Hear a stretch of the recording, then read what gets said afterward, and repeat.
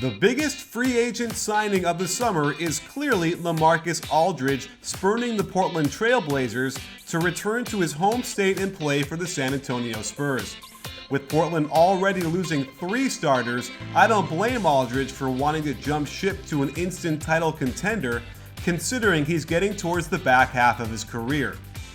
The unfortunate seedings of the insane Western Conference probably cost the Spurs a legit shot at getting to the Western Conference Finals at least, and judging by their offensive efficiency, it's hard to imagine they won't be even better offensively with Aldridge in their lineup to replace Thiago Splitter.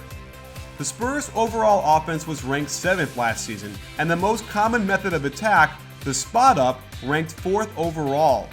Losing Bellinelli will surely hurt them, since he was one of the best spot-up shooters in the NBA last year, but Aldridge will undoubtedly make up for it. On the surface, he would appear average at spot-ups, ranking 44th out of 71 players with at least 200 spot-up shots. However, it's merely because he takes a lot less threes than the top spot-up shooters. By field goal percentage, he ranked 5th in the league, and looking at his three-point attempts throughout his career, look at the results from last year in his first season trying to shoot them. 35% is league average, and everything points to him taking more next season and continuing to shoot them better. In Portland's offense, they like to screen for Aldridge before he went to screen for the ball, opening up post-up opportunities as well as the ability to face up and hit from the mid-range. The Spurs run almost the same action, with Duncan getting a screen from Danny Green before screening and rolling with Tony Parker.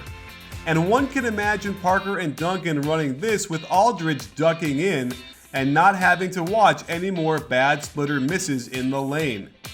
The Blazers also ran a Spurs staple called 25, where the 2-guard screens for the center before the center screens for the ball. This got lots of pick and pops for Aldridge in one of his sweet spots at the top of the circle.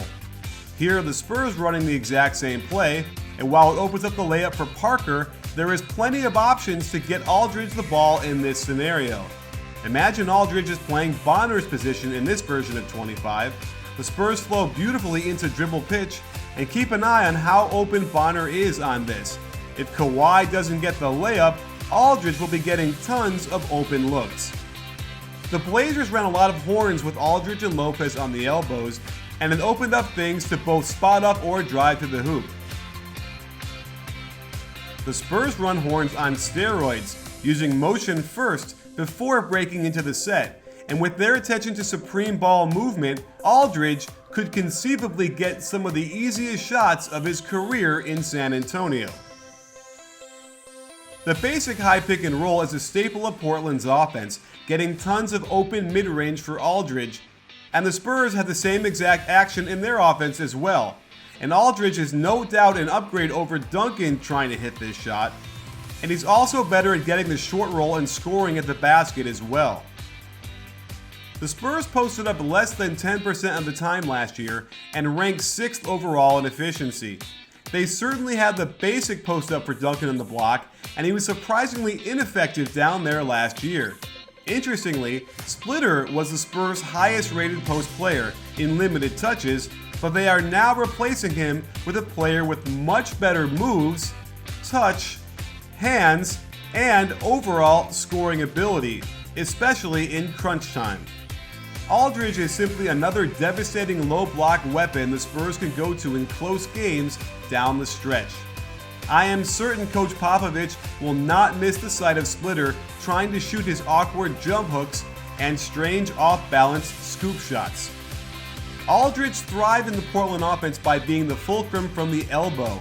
On this high post split, he's able to ball screen and pop into open space.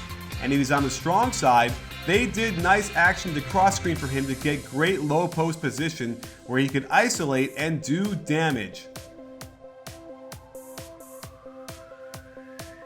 They also ran UCLA cuts off him before he would ball screen, and his ability to pop for the shot would open up cuts to the rim as well. The Spurs are certainly no stranger to attacking off the elbows, and with players like Tony Parker turning the corner and dishing, these shots should be plentiful for Aldridge. Portland even ran the Spurs loop play, where Lillard would get 3 screens across the baseline, but their wrinkle was to follow Lillard with the first screener, who cross screens for Aldridge, and DeAndre Jordan never had a chance. The Spurs have all sorts of options out of their loop, where they even go into Duncan before Parker starts his cut. I wanted to include a brief word about Aldridge and his underrated passing. Attacking from the elbows is a great way to find cutters for layups, and he was very good at making these passes out of the Blazers' offense. This fits seamlessly into the Spurs' motion offense, as even Splitter was able to function in a similar manner with these kind of passes. But Aldridge is without a doubt even better, and will take so much pressure off of Duncan to create shots with passes like these. While there have been higher profile free agent signings in the past, I'd be hard-pressed to find one that so instantly proves to be a perfect fit with an already great team. Defensively, he'll be solid, and without question, he vaults the Spurs right back into title contention, which is crazy to think, since they were already there in the first place.